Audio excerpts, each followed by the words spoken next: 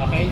So actually, DJI is a technology company that serve a better technology from the market right now. You can see in terms of the DJI, we established in Shenzhen, China.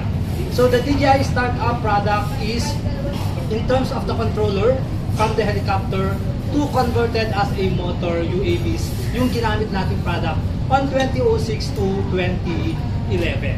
And then nag-boom yung product natin with that certain product ng DJI. So DJI start to innovate the product of the DJI, in which noong 2016, we start to innovate our first aerial photography drone, which is the Phantom 1 on 2012. And at the same time, on 2013, naglabas po tayo ng ating Phantom 3. And 2014, naglabas tayo ng ating Inspire series. And 2015, naglabas tayo ng Phantom 3. And 2016, nilabas po natin yung ating unang Mavic series sa market. Because of the good feedback na meron tayo sa ating DJI product, that's the time na nagkaroon tayo ng continuous innovation with the DJI. Dito lumabas yung ating unang first enterprise drone, which is the Matrice 200 series. And at the same time, nag-continue tayo with the Osmo Pocket series, Osmo Action series, Osmo Mobile 6. Lumabas din po yung ating FPV drone. Naglabas din po tayo ng Matrice 300 with the RTK. And at the same time, dito natin nilabas yung ating first ever flagship drone, which is the Mavic 3 Pro. So hindi lang po yan yung kinikater ng ating DJI product.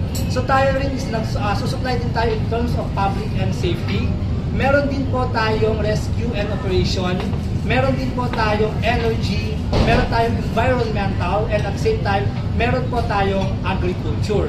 In which ito yung part ng ating mga drone in the form of agriculture and the enterprise group. To give us the better review in terms of the product, I would like to call out my partner, Ms. Mary Miranda, to run through for our consumer devices that we offer in our store. Hello guys, good afternoon. By the way, I'm Mary Miranda, part of the team of our DJI. So today I will introduce one of our products. So we have here the mic. By the way guys, this is one of the latest product. So this is a mic mini, very lightweight kasi meron lamang siyang 10 grams. Just a size of a button. So kapag sinuot po natin siya, halos parang wala tayong suot and no worries na ma-deform yung ating polo. And of course, it has a 2-level active noise cancelling. Using our DJI Nemo, you can enable the settings. And also, if ever na may mga handheld products tayo like Pocket 3 and Osmo Action series, this is very compatible. And aside from that, aside from mic mini, so we have here the Pocket 3. By the way, guys, this is a very famous, napakalakas po niya, and until now, hinahanap po siya sa market. Kasi ito ay camera size pocket, so very lightweight po, kahit saan mo dalhin. And it has a 3-axis stabilizer, it has a EA subject tracking, and the battery life is up to 1,300 mAh. And this is the DJI first OLED rotatable screen. You can use portrait and landscape. Aside from that, we have a DJI Neo.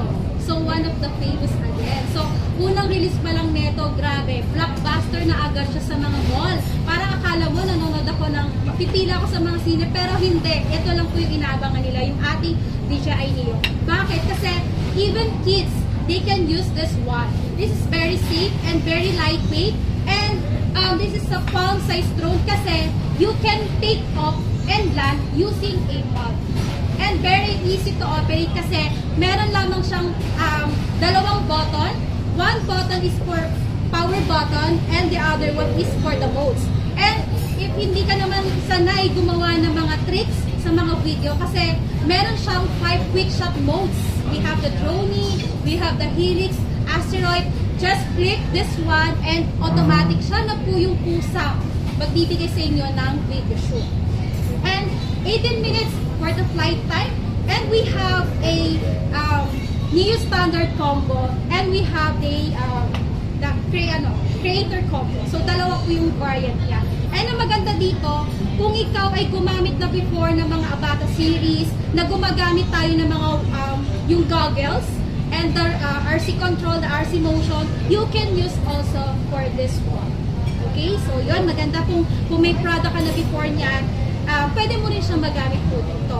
And yun din ang maganda rin sa kanya, since nabanggit ko po kanina na safe po siya gamitan ng kids. What if po, halimbawa accidentally, napasok po yung daliri po niya, so automatic naman po siyang mag-stop. Okay? So, and aside from that, ayan. So we have the Action 5 series.